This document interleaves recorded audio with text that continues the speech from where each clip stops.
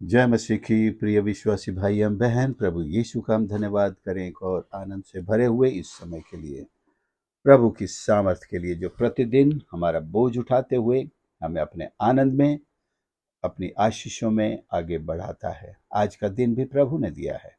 आइए अपने आप को उसके चरणों पर समर्पित करें, प्रभु पर विश्वास रखें कि वो हमारे जीवन को बहुतायत की आशीषों से भरना चाहता है।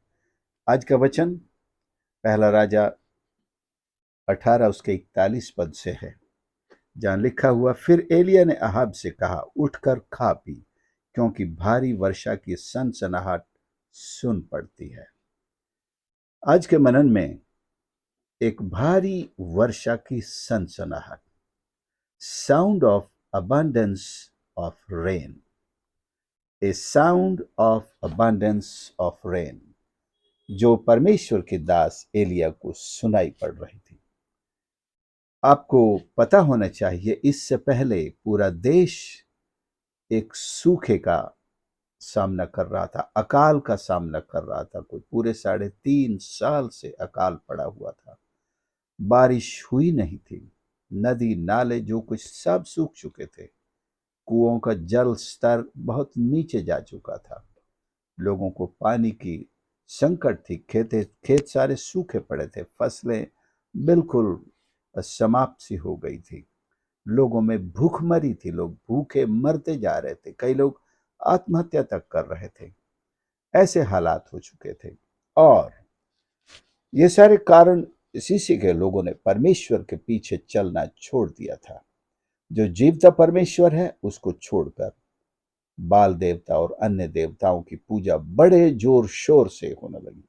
लेकिन इनमें से किसी भी देवता ने इस्राएल के हालात को सुखद हालात में नहीं बदला, उनमें कोई ऐसी हस्ती नहीं निकली।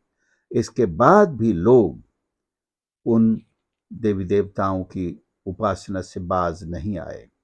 परमेश्वर ने अपने आसमान को बंद किया और फिर ये 3.5 साल तक के लिए ही था। एलिया ने जैसे भविष्यवाणी की थी, और जब 3.5 साल समाप्त होने को आए, एलिया ने राजा के पास संदेश भेजा कि मुझे एक बहुतायत की, एक भारी वर्षा की सनसनाहट सुन पड़ती है, इसलिए तू अपने क्या कर, उठकर खा पी। और अहाब खाने पीने चला गया और एलिया करमेल की चोटी पर चढ़ गया और भूमि पर गिरकर अपना मुंह घुटनों के बीच किया और अपने सेवक से कहा, चढ़कर समुद्र की ओर दृष्टि करके देख, बादल समुद्र से ही आते हैं और वर्षा वहीं से आने वाली थी। और सुप्रियो, परमेश्वर के दास के आंख और कान न सिर्फ परमेश्वर की वाणी की तरफ खुले थे, बल्कि परमेश्वर जो भी काम करता है उनको सुनने, समझने और पहचानने और वही संदेश लोगों तक पहुंचाने के लिए भी खुले थे। उसने इस भारी आवाज को पहचान लिया कि ये वर्षा की आवाज है, ये भारी वर्षा की आवाज है, और उसने राजा को शुभ संदेश दे दिया। खा पी मतलब अब खुशी मनाओ, अपने घर चले जाओ। इसने कहा कई बारिश में तुम्हारी यात्रा रुक जाए, आगे भी लिखा है। और वो खा पी करके अपना रथ पर सवार होकर घर महल की तरफ निकल गया। यहां मैं कहना चाहता हूं कि परमेश्वर हमारी आशीषों की जो भारी वर्षा है, the rain of our blessings, तैयार करके खड़ा है। क्या आपके कान आपकी आशीषों के सनसनाहट को सुन सकते हैं? जिस तरह 120 चेले अपर रूम में जमा थे और पवित्र आत्मा की जो वर्षा उन पर हुई, पवित्र आत्मा का जो उतरना उनके ऊपर हुआ, एक भारी सनसनाहट वहां पर भी हुई। चेलों ने उसे सुना और परमेश्वर के वचन में लिखा है, और सनसनाहट के साथ परमेश्वर की आशीषें कोई गोपनीय ढंग से नहीं उतरती हैं। ओस की तरह ओस बड़ी चुपचाप उतरती है। वो भी परमेश्वर की आशीष कही जाती है। कुछ आशीषें चुपचाप हमारे जीवन में उतरती हैं, लेकिन जब भारी संख्या में आशीषें आती हैं, एक बड़ी सनसनाहट के साथ, ये प्यारी सनसनाहट है। कई आंधियां जो तबाह करने की सनसनाहट के साथ आती हैं, तो घर बार और फसलें और सब कुछ तहस नहस तबाह कर देती हैं। वैसी सनसनाहट नहीं, लेकिन एक ऐसी सनसनाहट जो हमारे जीवन को आशीषों से भरने के लिए आती है। वो सनसनाहट सुनने के लिए मैं आपसे कह रहा हूं कि हम अपने कान उस सनसनाहट की तरफ खोलें जो परमेश्वर के स्वर्ग से, आसमान से हमारी आशीषों को भारी मात्रा में लेकर चली आ रही है। इसके साथ ही एक दृश्य जिसे हमें अपनाना है, भूलना नहीं, वो ये कि एलिया पहाड़ पर चढ़ गया, करमेल की चोटी पर चढ़ गया और भूमि पर गिरकर अपना मुंह घुटनों के बीच किया और प्रार्थना करने लगा। आप सोचेंगे बारिश तो आ ही रही है, फिर हम क्यों दुआ करें? बारिश तो आ ही रही है, हमने सनसनाहट सुन ली, परमेश्वर ने संदेश दे दिया, फिर दुआ क्यों करना? यहीं पर हमारे जीवन का सीक्रेट है।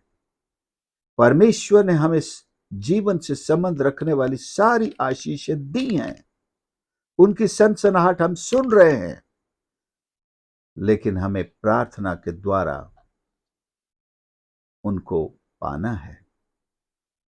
कई बार हमारी सुस्ती, हमारी लापरवाही,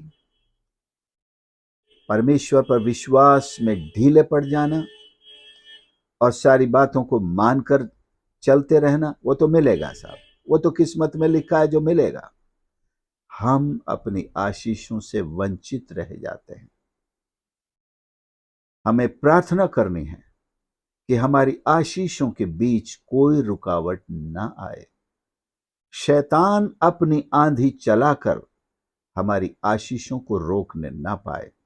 जिन आशीषों को आपने अपने दर्शन में पहले ही देख लिया है, अपने स्वप्न में देख लिया है, प्रभु की अगुवाई पा ली है कि प्रभु ने आपके जीवन के लिए ये आशीष ठहरा दी है, तैयार कर दी है, भेज रहा है, और हम ये किस्मतवादियों की तरह बैठ जाएं कि जो मेरी किस्मत में होगा वो तो मुझे मिलेगा ही, कोई रोक नहीं सकता।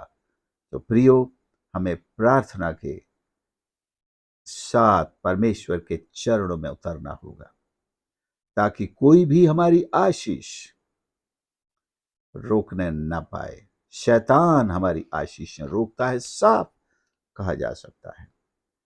शैतान हमारे जो आशीषें मिली हैं उनको भी डिस्टोर्ट करता है। डिस्टोर्ट का मतलब है उनको भी उनके स्वरूप वो बिगाड़ता है, उनके स्वरूप वो बिगाड़ता है। वो जिस प्रकार से आप देखते हैं कई परिवारों में कई बच्चे जो हैं सुंदर तो हैं और बढ़ भी रहे हैं, लेकिन कोई ना कोई कमी उनके शारीरिक को उसमें आ जाती है, कोई ना कोई कमजोरी उनके साथ पैदाइशी आ जाती है। ये चीजें परमेश्वर नहीं डालता है, ये चीजें शैतान करता है ताकि वो उन्हें उन परिवारों में अपना काम करता रह सके, उनको अपने कब्जे में रखे। आपको याद है एक पिता अपने बच्चे को प्रभु यीशु के पास लाया था। प्रभु यीशु जब रूपांतर के पहाड़ पर थे और 9 शिष्य जब नीचे थे, उनसे कहा कि इसे ठीक करें, लेकिन वो नहीं कर पाए। ऐसी भयंकर दुष्ट आत्मा उस छोटे से बच्चे के अंदर थी। जो 9 शिष्य उसे दुआ करके या अपने चमत्कार, जो 70 के रूप में भेजे गए थे, उन्होंने बड़े बड़े चमत्कार किए थे, उनमें से कई लोग वही हैं, लेकिन आज ये चमत्कार नहीं कर पाए। जब यीशु पहाड़ से उतरे तब वो पिता उनके पास आया, उसे कहा कि आपके शिष्य नहीं कर सके, आप कुछ कर सकते हैं। प्रभु यीशु ने डांटा भी और उस बच्चे को ठीक किया। चेलों ने पूछा कि हम क्यों न कर सके। तो ना कुछ जातियां ऐसी हैं जिनके लिए अधिक उपवास और प्रार्थना की जरूरत पड़ती है। तो इस बच्चे को मां के पेट से ही शैतान ने अपना शिकार बना लिया था। तो इसके चंगाई के लिए प्रभु यीशु के जैसे हस्ती की जरूरत पड़ी। लेकिन परमेश्वर हमको भी वो आशीष देता है कि हम अपनी दुआ से, अपनी प्रार्थना से, और हमको और अधिक उपवास के साथ प्रार्थना करके ऐसी जातियों को लोगों के अंदर से दूर करना है। तो जैसे मैंने शुरू में कहा, हमारी आशीषों की भारी एक सनसनाहट की आवाज मुस्कुराई दे रही है कि परमेश्वर ने तो हमें आशीषें के लिए तैयार किया है और अपनी आशीषें हमारे लिए रिलीज भी कर दी हैं। परंतु ये आशीषें हम तक पहुंचने में कोई रुकावट बीच में जरूर आ रही है।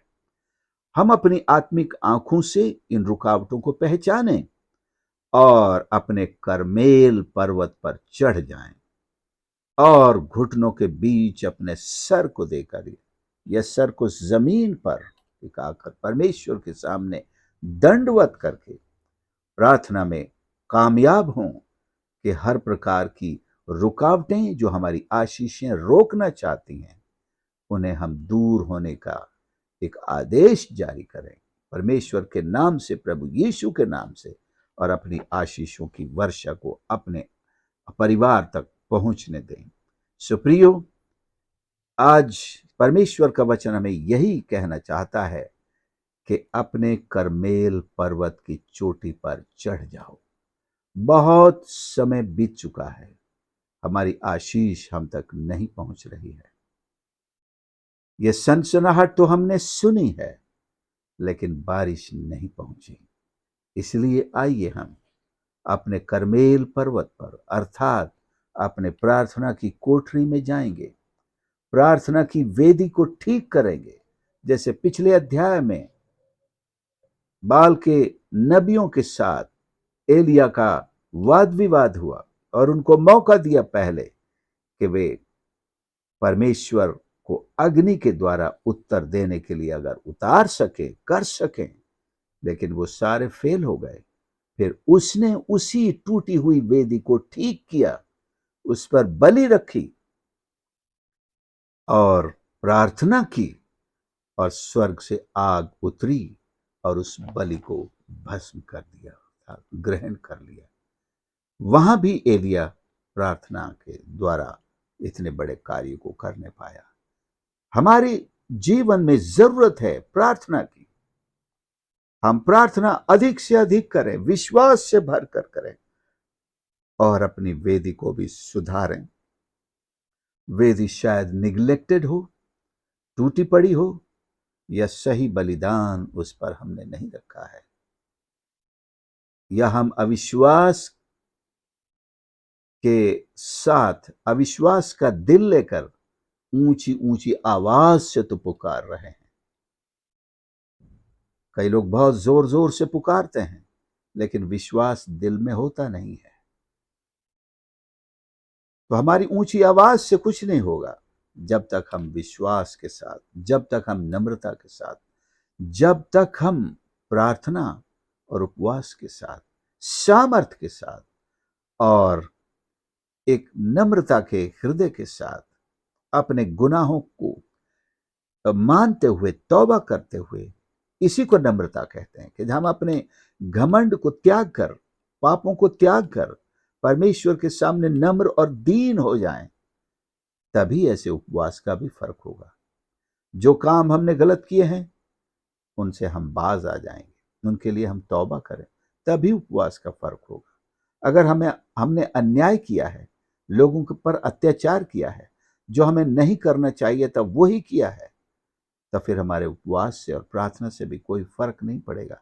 बहुत सारे ऐसे लोग हैं औपचारिकता के रूप में उपवास रखते हैं, औपचारिकता के रूप में प्रार्थना भी करते हैं, लेकिन अपने बुरे स्वभाव से, बुरे कामों से, बुरी हरकतों से, बुरे आचरण से नम्र और दीन नहीं होते, उन्हें नहीं छोड़ते।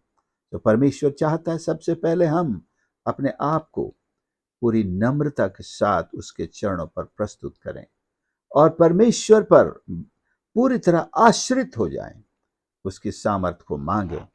और रुकावटें, कहना चाहता हूं, बाहर ज्यादा नहीं है जितनी हमारे अंदर है। हमारी प्रार्थना के सामने रुकावटें हमारे अंदर हैं या हम स्वयं हैं। हमारा आचरण, हमारा स्वभाव, हमारा कमजोर विश्वास, हमारी कमजोर प्रार्थना, हमारे उपवासहीनता, ये सारी हिंड्रेंसेस, रुकावटें जो हमारी प्रार्थनाओं को प्रभावशाली होने से रोकती हैं। और हम कई बार सारा ब्लेम, सारा दोष शैतान पर डाल देते हैं। शायद उसे पता भी नहीं होता कि हम प्रार्थना कर रहे हैं, किस बात के लिए कर रहे हैं, और हम उस पर दोष लगा देते हैं।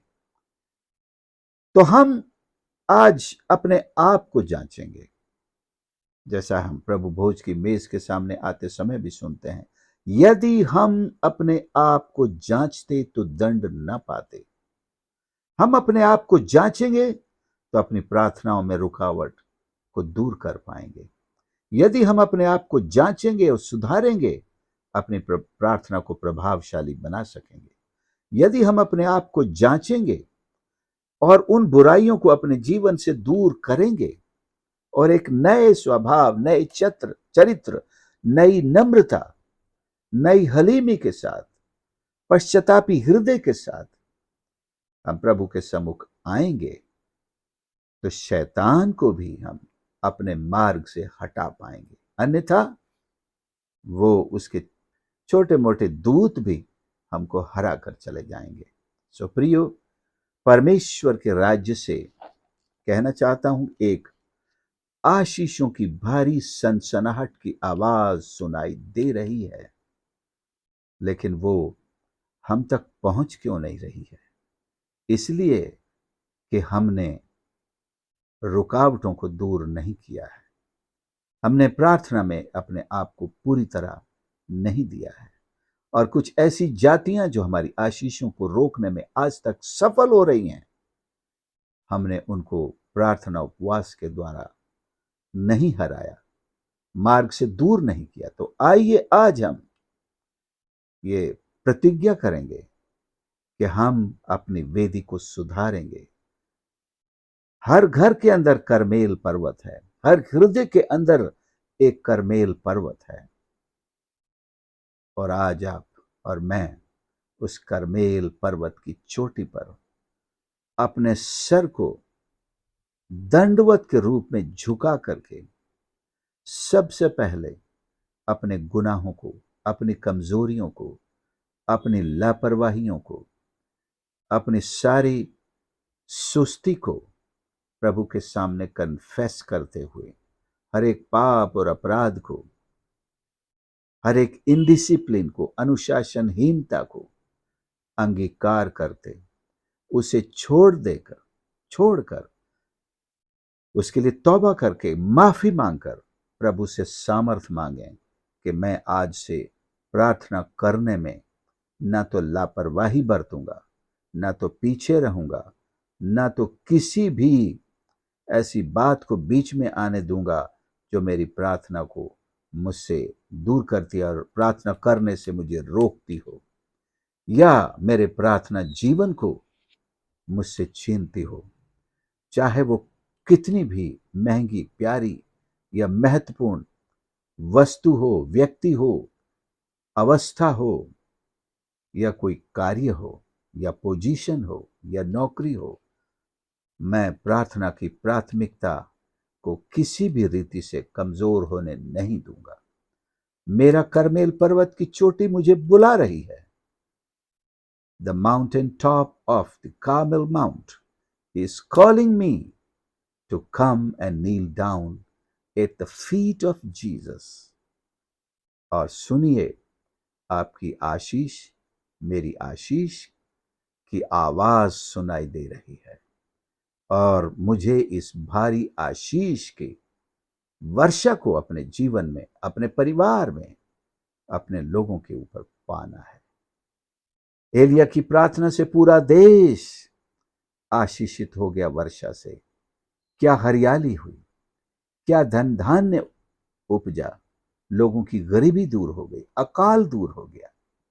आपकी प्रार्थना से परिवारों की गरीबी दूर हो जाएगी, अकाल दूर हो जाएगी, रुकी हुई आशीषें सबको मिलने लगेंगी, परिवार हरा भरा हो जाएगा, लोग आनंद से झूम उठेंगे, त्योहार दोबारा मनाए जा सकेंगे और गाने का शब्द सुनाई देगा। तो आइए हम अपने आप को परमेश्वर के चरणों पर समर्पित करें, प्रार्थना की वेदी को सुधारें, अपनी कोठरी में जाएं, अपने करमेल पर्वत पर चढ़ें, परमेश्वर के चरणों में तौबा के साथ, नम्रता के साथ अपने आप को प्रस्तुत करें और फिर उससे मांगने की प्रार्थना शुरू करें। और मैं कहता हूं, हम मांगने के पॉइंट पर न पहुंच पाएंगे कि बारिश में जैसे एलिया को पर्वत से उतरकर भागना पड़ा, इससे पहले वो शहर में पहुंच जाए ताकि बारिश, भारी बारिश से कोई रुकावट या बाधा ना हो। वो राजा के जो रथ पे सवार होकर जा रहा था, अहाब उससे भी पहले तेज दौड़कर नगर के फाटक के अंदर पहुंच गया। एक कंपटीशन में, इस कंपटीशन में घोड़े से आगे निकल गया वो। परमेश्वर के आत्मा ने उसे दौड़ने की सामर्थ दी। मैं विश्वास करता हूं परमेश्वर का आत्मा ही उसे वहां करमेल पर्वत पर प्रार्थना करने की सामर्थ दे रहा था। परमेश्वर का आत्मा ही उस भारी वर्षा की सनसनाहट को उसे सुना रहा था। एलिया सुन, भारी वर्षा आ रही है। और परमेश्वर के आत्मा ने ही उसे सामर्थ दी कि वो ऐसी प्रार्थना करे कि वर्षा को कोई रोक नहीं सके। आपको भी, मुझे भी परमेश्वर ने सहायक के रूप में पवित्र आत्मा दिया है। आइए उसके साथ मिलकर, क्योंकि हम तो जानते नहीं प्रार्थना किस रीति से करें, जब वो हमारे साथ मिलकर प्रार्थना करेगा, बल्कि हमारे द्वारा स्वयं प्रार्थना करेगा, आहें भर भर कर करेगा, हमारे दिल को एक पूरी तरह से नम्रता में ला करके प्रार्थना करेगा, खड़ा करेगा, हमारी प्रार्थना अवश्य सफल होगी। परमेश्वर की आशीष भारी वर्षा के रूप में हम तक पहुंच पाएगी और हम आनंदित होंगे। आइए हम प्रार्थना करें। प्यारे प्रभु, मेरे परमेश्वर, मैं धन्यवाद करता हूं आपके इस पवित्र वचन के लिए, जो खुदावंद हमारी आंखें खोलने के लिए, हमारे कान खोलने के लिए, कि आपने हमारे लिए आशीषें तैयार की हैं और वो हमारी ओर चल पड़ी हैं। आज हम सारी रुकावटों को अपने जीवन से दूर होने का परमेश्वर आदेश करते हैं। हमारी आशीषों की वर्षा हम तक, हमारे परिवार तक, हमारे बच्चों पर पहुंचने पाए। प्रभु जी, हे पवित्र आत्मा, हमारी सहायता कराओ कि हम किस रीति से प्रार्थना करें। हमें नम्र और दीन बना, हर कमजोरी से आजाद कर। हम अपने हर कमजोरी को मानते हैं और अंगीकार करते हैं, हर पाप को अंगीकार करते हैं जो हमारी प्रार्थना को प्रभावशाली होने से रोकते आए हैं। प्रभु, आज हम पर दया कर। हम अपने आप को नम्र और दीन करते हैं। सहायता कर, हर एक सुनने वाले को आशीष कर, जिनके भी सामने आज तक उनकी आशीष उनके जीवनों से, परिवारों से, बच्चों से रुकी हुई हैं। आज मैं उन सारी आशीषों को उन तक पहुंचने के लिए प्रभु आपसे मिन्नत करता हूं। हर एक रुकावट को दूर कीजिए प्रभु जी, सबके जीवन को भारी आशीषों की वर्षा से सराबोर कर दीजिए। हम सबको आशीषित कीजिए। प्रार्थना उद्धार करता प्रभु यीशु के नाम से मांगते हैं, आमीन। प्रभु आप सबको आशीष करे। संदेश सुनने के लिए धन्यवाद करता हूं और अवश्य से दूसरों के साथ भी शेयर करें। और यदि आज तक आपने इस चैनल को सब्सक्राइब नहीं किया तो प्लीज सब्सक्राइब भी करें और इस सेवकाई के लिए दुआ करें। प्रभु आप सबको आशीष करें।